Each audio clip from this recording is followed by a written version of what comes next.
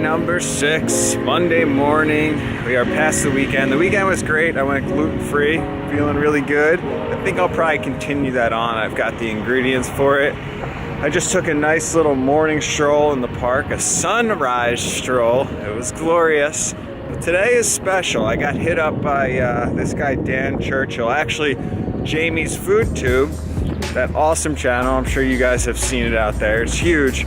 They hit me up and they were saying that this guy, Dan, wanted to collaborate because he is currently in New York filming something, filming a TV show, I'm not really sure. The cool thing about Dan is that he is a health food dude, meaning actually he had a cookbook I think called Dude Food, but it's all healthy cuisine. He's really fit, he's really healthy, so I said, amazing, perfect timing, bring him over. I'm on this vegan challenge. Let's see what we can do.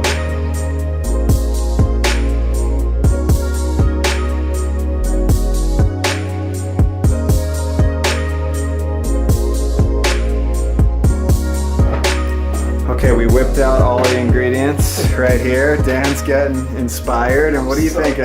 Man, okay, so from the top of my head, we use the sweet potato as like the main starchy goodness, whether it be sweet potato gnocchi or even just cubes. But I reckon we make, using this sauce, we combine all these beautiful textures. The cheese sauce? You also use the cheese sauce. Okay, so the cheese sauce is left over from my mac and cheese. You guys have seen that. And we'll thin it out with some of this stock that you made. The ramen stock. Yeah, and then we'll finish off with some lemon juice for acidity and combine that with our 2 forms of legumes there. Yeah. Obviously have the base, the onion and the garlic, salt and pepper, and I think that'll be pretty badass. What do you think? I love it. I think the coolest part about the challenge so far to me is that all of the dishes I start to intertwine with each other. You got the cheese sauce here, it's making its way into the gnocchi, the ramen stock. It's great way to reuse everything. 100% just showcases, you can do things affordably but still make it super tasty. Super tasty, let's do it. Dan, take us through this brilliant recipe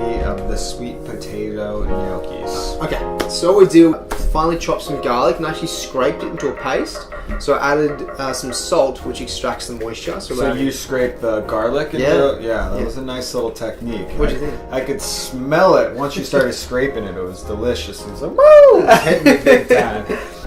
The onion, because we were working with fewer ingredients, I wanted to get as much flavour out of them as possible to get them to a really nice fine chop. I then fried them both off in some really good olive oil. And that was a low and slow. You were really caramelizing those things. Yeah. Like you were taking very good care of your onions and garlic. I do love food. You're going to add a little emotion into them. Yeah, so the longer you allow the flavours to kind of develop and extract, the more depth you get. So then after that, we added in our chickpeas.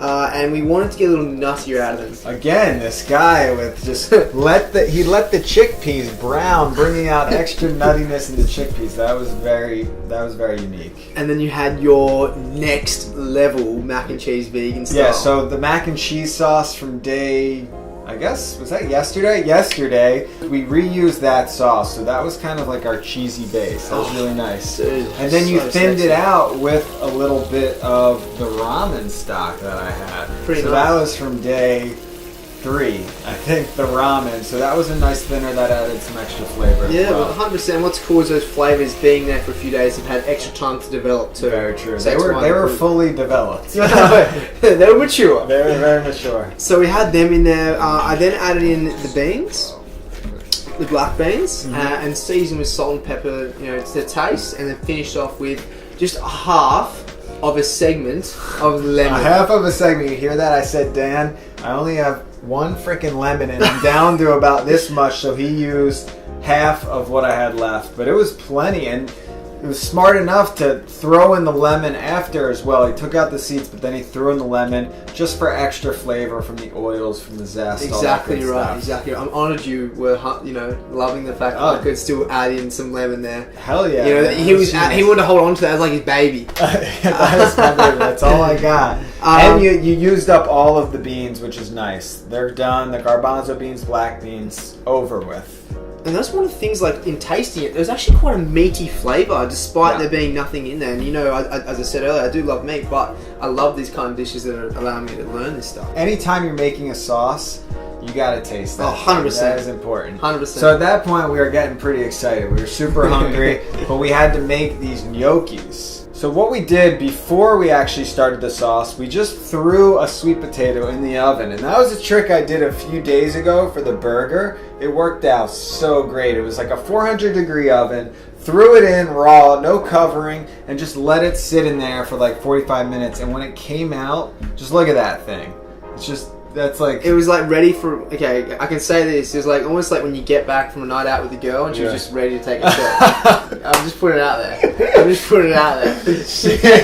I right? She was so, that potato was so loose. It was just, it basically just got naked. You could have blown a kiss, and it would have, the force of the kiss would have just taken all forms of clothing It was like off. when the girls were just throwing the bras at the concert on stage. Take my panties, take it. We have the sweet potato ready to be flourized. That's right, flourized. I like that. I mean, hashtag that. Hashtag flourized. So I actually added salt to it to extract more moisture. Forgot about that. Sweet potato has more moisture than your typical white. So by adding the salt, it extracts more moisture, reduces the time you're waiting around. It also enhances the natural flavor you're going to get out of the sweet potato. By extracting the moisture, that helped when we mixed it? Was that... Correct. So you don't have to add as much flour. The more flour you add, the more bland it can become. And pasty, yeah, exactly. So you just got to be careful with that. So adding the salt does that. And then so from there we added flour gradually. It had cooled down. We were adding it gradually, and we were very careful, as you noted a couple of times. Very careful the way we folded in flour. When you're making gnocchis, I've screwed this up so many times. I don't know if I've ever gotten it right. You have to gently, I saw Dan, he was gently working in the flour, because once you start over mixing the flour, that's when you get a chewy sweet potato. They're supposed to be pillows, that's how they explain it. This guy, he nailed it. Just gently was folding in flour until it started to become a little sticky, a little, like almost like a very, very light, wet dough. That's exactly right. Yeah, you can still form your hands. It was still going to give you a bit of trouble, but enough to say I love you by eventually coming together as a ball. The hardest part was when we started trying to scoop them out, because it was wet. We wanted to keep it nice and sticky.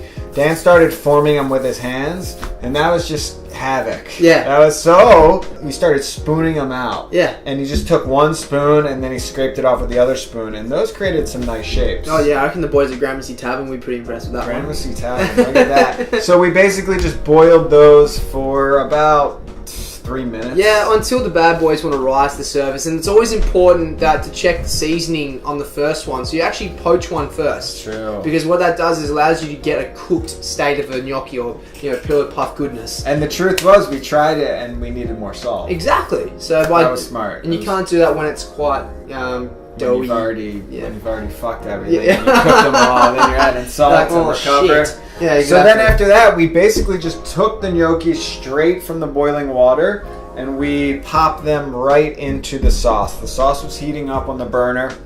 Dan sprinkled in just a little bit of that pasta water, just to kind of loosen everything up a little bit.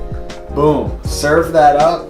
At this point, we were starving. Winning! Frickin' starving.